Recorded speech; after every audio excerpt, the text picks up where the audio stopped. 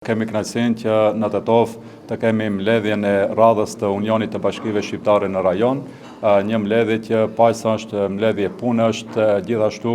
edhe një mbledhje simbolike për shkak se në Tetov edhe një herë grumbullohen kryetarët e komunave apo bashkive shqiptare në gjithë rajonin e Ballkanit, por edhe më gjerë sepse pjesë e këtij unioni janë edhe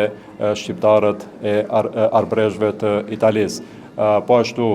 është me rëndësi sepse në kuadër të Unionit Bashkive Shqiptare kemi edhe shumë projekte të përbashkëta me çka bashkëpunimi në mes të komunave apo pushtetit lokal bëhet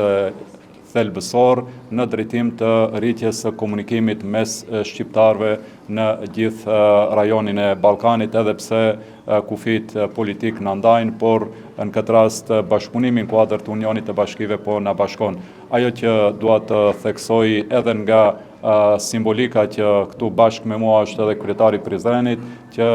po realizojmë edhe projekte për të bashkuar shqiptarët, për të bashkuar qytetarët tanë, këtë rast edhe me projekte të përbashkëta, siç është edhe rruga Tetov-Prizren. Po ashtu, dua të theksoj që sot do promovojmë edhe një projekt tjetër në Tetov, që është projekt i përbashkët me Unionin e Bashkive Shqiptare, që ka të bëjë me qendrën e informacionit apo qendrën e inovacionit për të rinj,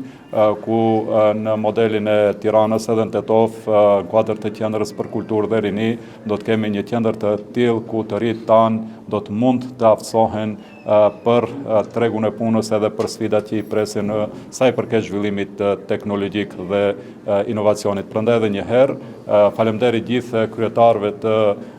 komunave dhe bashkive të cilat janë prezent në veçanti drejtoreshën e Unionit të Bashkive, zonjën Andriole, e cila është një element i rëndësishëm për vazhdimsinë e këtij unioni.